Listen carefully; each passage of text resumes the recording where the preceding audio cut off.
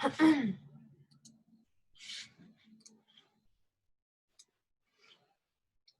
everybody, it's Professor Wells. We're going to go over chapter 18, which has to do with provisional restorations. This chapter is fairly short, so I'm going to kind of combine it with chapter 19, which will be in a separate lecture.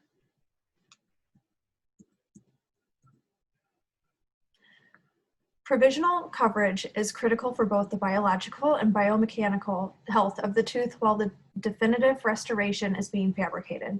The dental assistant or hygienist may be called on to fabricate, repair, remove, or maintain and give home care instructions for the provisional restoration for various periods of time during which the temporary coverage is necessary. Remember that provisional means temporary. Provisional restorations are used when a permanent restorative material cannot be placed at the time of preparation, and as in most cases of endo, implant restorations, primary teeth restorations, emergency care, and when the vitality of the tooth is in question. The patient wears this provisional coverage to protect the tooth for a short time, generally about 2 weeks to a month. In cases involving complex treatments, such as implants and complex prosthodontic procedures, a longer time may be required, 12 to 18 months. When a tooth has been prepared to receive a crown, sufficient tooth material has been removed to create a space between the adjacent tooth and the opposing teeth.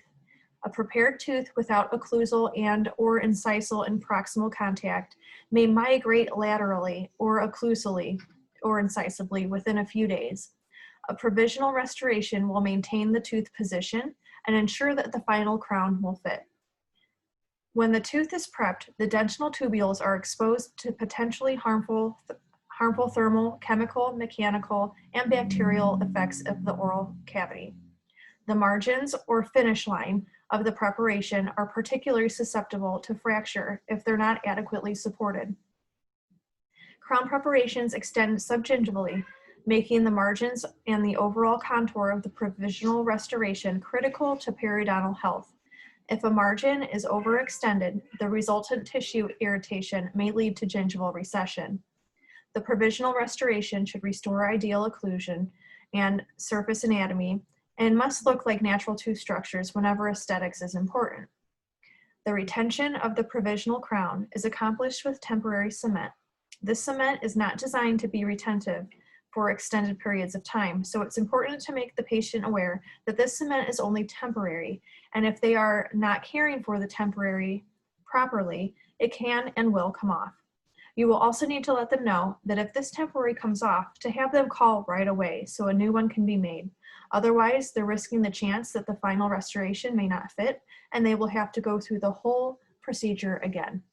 So with temporary crowns, like it says, you want to make sure that it maintains that position. So if you make a temporary crown and the contacts are open, that tooth has the ability to shift even just a millimeter. So if that tooth shifts even 1 millimeter or half a millimeter, that final crown may not fit. And it's also important too that the patient keeps this area clean, because the temporary crown isn't perfect, let's say. It can and it will get plaque buildup around it. Usually they're instructed not to floss this tooth because a lot of patients will bring the floss down and pull it out the same way it comes in, and that will pop that crown, that temporary crown, off. If they need to floss it, they can bring it down and then pull the floss out the side through the embrasure, and that way it won't catch on that margin and want to pull it off. Materials used to fabricate provisional restorations must have properties that comply with the specific requirement of the situation and area in which they're placed. Strength and hardness are important for posterior teeth. Materials must have sufficient compressive and tensile strength to resist the forces of mastication. Surface hardness must be sufficient to resist abrasion and wear for the period through which the provisional restoration is to be worn. The material should not produce any additional irritation to pulpal or gingival tissues during or after setting reactions. Materials should not absorb or give off odors or taste. Materials used in areas of aesthetic concern must match adjacent tooth structures and must have good color stability and stain resistance. Materials must be fast and easy to use, reliable, and inexpensive. The material should have sufficient working time and simplified technique to allow for fabrication. The setting time must be fast and accommodate difficult to access areas when light activated materials are used. Materials should be repairable to account for defects and to modify the fit. The choice of provisional material will depend on the type of preparation, the area of the mouth, and operator preference. The process of temporization using preformed crowns includes the use of stainless steel and aluminum crowns, polycarbonate, and celluloid crown forms lined with acrylic or composite materials. The preformed crown will become the outer surface of the provisional crown, and an acrylic or composite material or strong cement will occupy the inner portion of the crown. One of these figures shows an aluminum shell, a celluloid crown, stainless steel, and polycarbonate crown forms. The stainless steel crown is the most durable of the preformed crowns, providing provisional coverage that lasts months and even years. The stainless steel crown has been used traditionally to restore primary teeth. These durable and economical restorations are now being considered for older adults when financial and health concerns would result in the recommendation of extractions. So a lot of times these stainless steel crowns right here, these guys right here, you'll see those on a lot of kids that tend to have high rates of decay. So they'll put these on primary teeth and basically just let those primary teeth exfoliate. And then once they exfoliate, the adult tooth is underneath, so they don't have to do anything with that.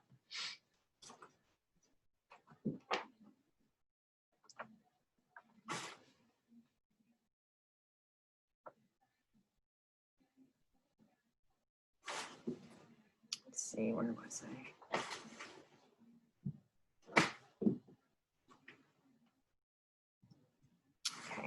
Aluminum shell crowns are used for provisional coverage of posterior teeth.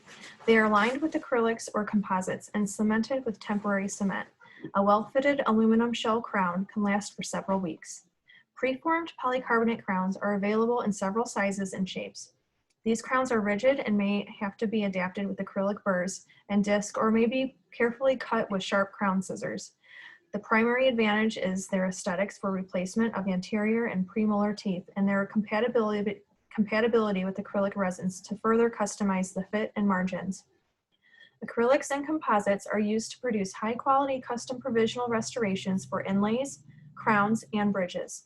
Materials may be both self-cured and light-cured. A customized provisional for individual situations allows for better function and fit. This figure shows acrylic and composite provisional crown materials mixed by hand and by an auto mix. The acrylic materials in the form of methicitrates have been used for many years as custom temporaries. Their good aesthetics, ease of manipulation, and low cost make them a popular choice over preformed crowns. They produce an exothermic reaction and have a high shrinkage rate.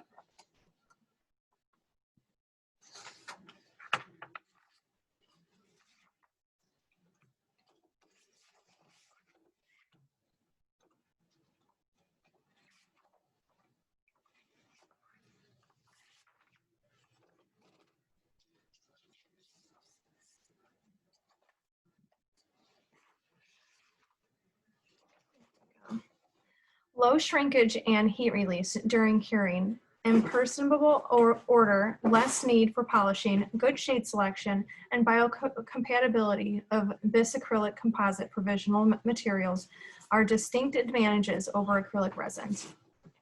Using the direct technique for provisional coverage, the provisional is fabricated directly on the prepared tooth. A template of the tooth prior to the preparation is obtained using wax or an impression material. The impression is filled with provisional material after the preparation of the tooth and reinserted into the mouth. This is the most common technique you'll see in most offices. Using the indirect technique, an impression of the area is made and poured into stone. The template is then made on this model. The vacuum former acetate technique uses a vacuum form to make the provisional template. Beginning with an alternate impression of the area before preparation, and pour this in quick setting gypsum. Repair any missing tooth structures on the model. Heat a thin sheet of material on the vacuum form. A provisional template is made on the model.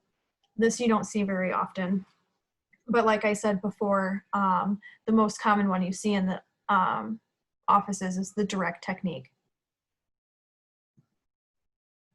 Temporary luting cements are used to cement the provisional crowns in place. When the permanent restoration is to be placed, the provisional restoration should be easily removed without damage to the existing prep. Some questions to ask yourself when choosing a temporary cement is, how long will the temp be in place? What kind of material are we using? And what kind of permanent restoration is being made? The cement must be retentive, have limited solubility to protect the tooth margins, not distract from the aesthetics of the provisional restoration, be easily and completely removed, and not interfere with the bond of the permanent restoration. Cement provisionals are fabricated most frequently with zinc oxide eugenol cement, which provides palliative benefits. This may be helpful to sensitive or traumatized teeth and are used for endo procedures, inlays, and less extensive emergency care. Patients need conscious instructions on how to care for their provisional restorations. Patients must be instructed not to eat sticky or hard foods in that area and should be informed of possible complications or outcomes if they eat these foods. Home care instructions include brushing the restoration and flossing if instructed to do so. It's important to remove the floss by pulling it out the side under the contact rather than an occlusal incisal direction, like I said before. The patient should be informed of the importance of maintaining the temporary restoration and that teeth can shift in 24 hours or less if the provisional comes off.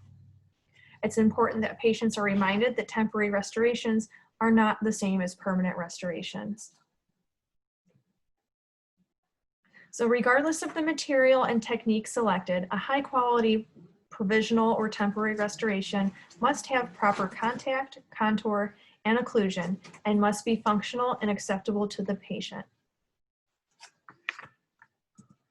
So it was a quick and simple chapter. I know some of this stuff can be confusing with all the big words. If you happen to have any questions, feel free to reach out to me. My email is hwells14@ivtech.edu.